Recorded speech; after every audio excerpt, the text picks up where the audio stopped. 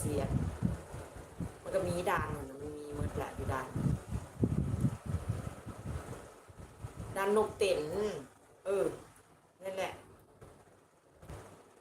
สวรรค์นั่นเมียนบอกสวรรค์หรือทักแขกพอลืมด่านนกเต็นนะด่านสวรรค์หรือทักแขกพอลืมพี่นัทก็สวัสดีคุณวรวุฒินะคะนกเต็นนี่แหละสวรรค์จะขมวลไส้คือไส้คือกันบอกกับซีลาวแต่ว่าให้เขาเห็นให้นะเนาะจังได้นะถามข้อมูลของสื่อของนั่นไทยนะมันก็ใส่ในแบบของประเทศเขาแล้วเนาะประเทศเขาก็ใส่แบบของประเทศเขามันก็มีแบบของใครของมันเนาะคุณวรวุฒิก็สวัสดีคุณรัตน์นะคะเดินทางมาได้45 นาทีแล้วนะคะอีก15 นาทีอีก15 นาทีค่ะขอบคุณนะคะคุณวรวุฒิขอบคุณคุณวรวุฒินะคะ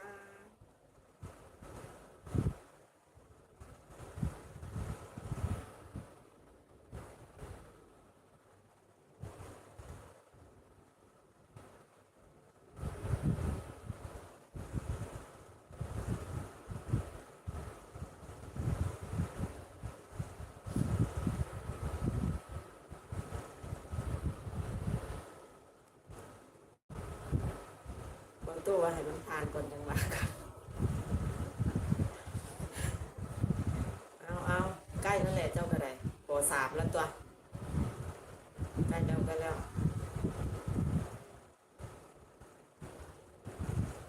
โอ้ยเนาะสบายดีนะคะคุณวรวุฒิเอาตัว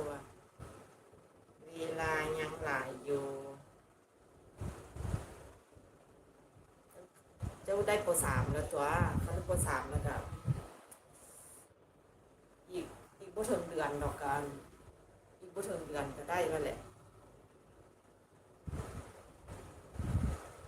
เอาตัววาย่านสมัครบผ่านกับปากนะเจ้าจะสิเฮ็ดคือข่อยเด้อบ่โตรอบแรกบ่ผ่านได้ข่อยนะแล้วเสียเวลาอีกเป็นเดือนไปแก้ไขซ่องเลยเขาเจ็บหัวจนแบบว่าขอบคุณยายรองค่ะ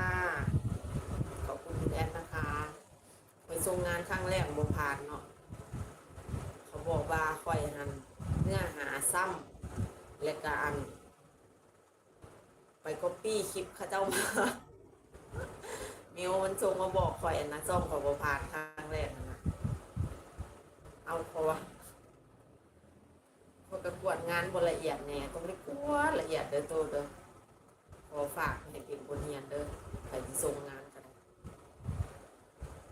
ถ้ามั่นใจว่าตัวเองบ่ได้อีหยังแล้วก็แล้วไป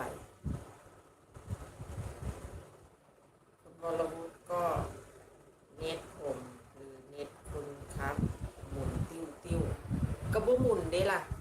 เครื่องงานนั้นเครื่องร้องคอยเบิ่งนี่ก็ชัดเจนดีอยู่เป็นบ่แอปชัดอยู่มันบ่น่าจะเป็นเน็ตของคุณวรวุฒินั่นล่ะเพราะว่าเครื่องถ้าว่าเป็นน้ำเน็ตข่อยนะเครื่องสำรองข่อยเบิ่งมันจะหมุน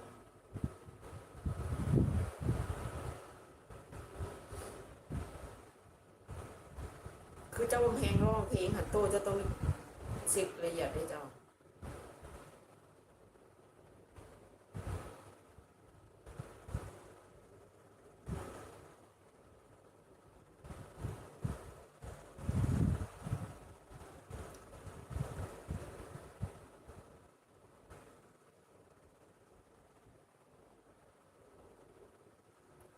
แต่ว่าเน็ตผมครับหมุนครับ